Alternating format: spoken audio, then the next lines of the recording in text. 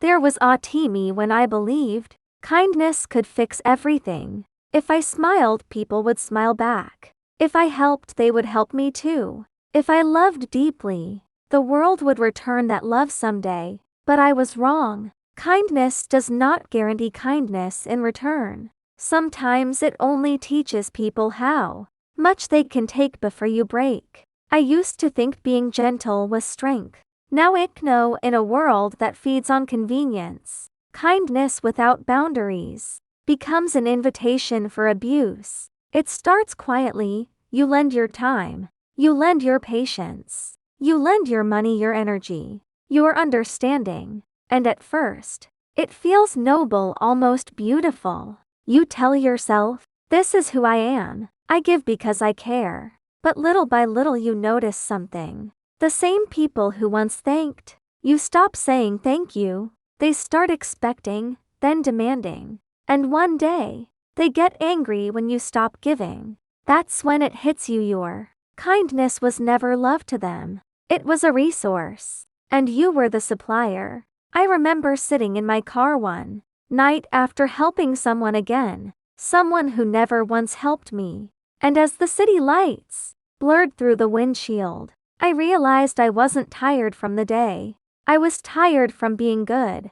Because when kindness turns into weakness, you start apologizing for having limits. You start calling your exhaustion selfishness. You start believing that if you ever stop giving, you'll stop being worthy of love. That's the trap. That show good people disappear not all at once, but piece by piece, under the weight of their own compassion. I've met people who mistake control for love, guilt for loyalty, and silence for peace. They don't want your kindness. They want your compliance. They don't want your love. They want your availability. And for the longest time I gave it all. I was the listener, the fixer, the one who understood everyone except myself.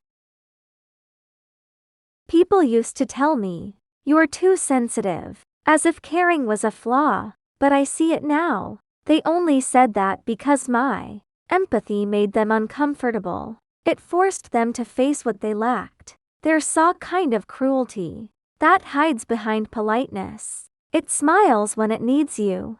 It disappears when you need it back. And yet we keep forgiving, because we're addicted to the illusion that being kind will one day make the world fair. It won't. The world does, and truer kindness, it tests it. And every test comes with a question. How much of yourself are you willing to lose to prove you're good? The first time I said no, my hands shook. It felt unnatural, like I was betraying the very person I thought I was. But then came the silence. And for the first time, that silence didn't feel empty. It felt sacred.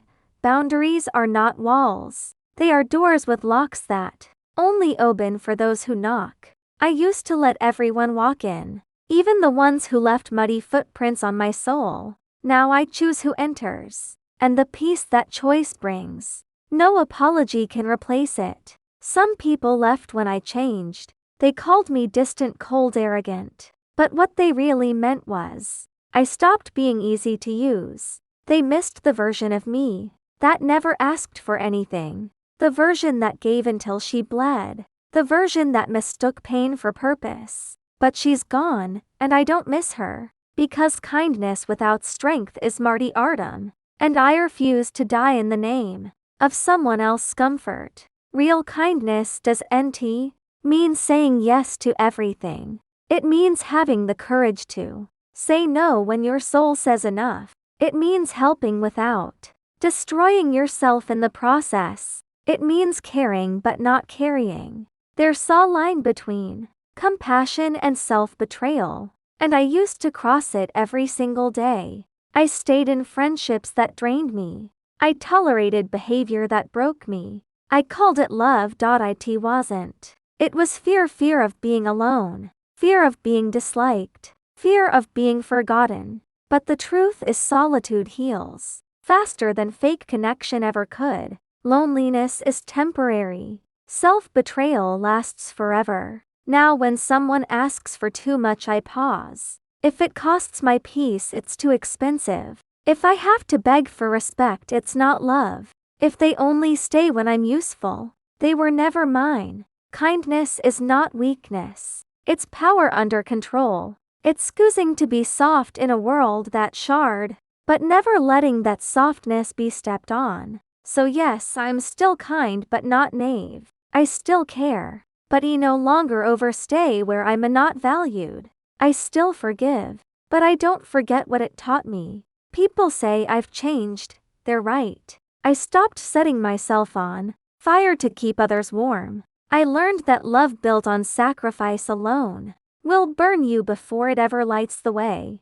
These days my kindness is quieter. I don't announce it. I don't chase gratitude. I give because it aligns with who I am, not because I'm afraid of losing people. The ones meant for me don't need me to prove my heart. They feel it in my presence, not in my exhaustion. And those are the people I am building my future with. The ones who don't confuse gentleness with weakness. If you're listening to this, and you're tired not from working, but from giving, please understand this. You don't have to earn rest. You don't have to explain boundaries. You don't have to prove you are a good person by suffering. You are allowed to outgrow people who only loved your compliance. You are allowed to walk away from what drains your spirit. And you are allowed to keep your kindness. Just stop giving it to those who treat it like currency. Because someday,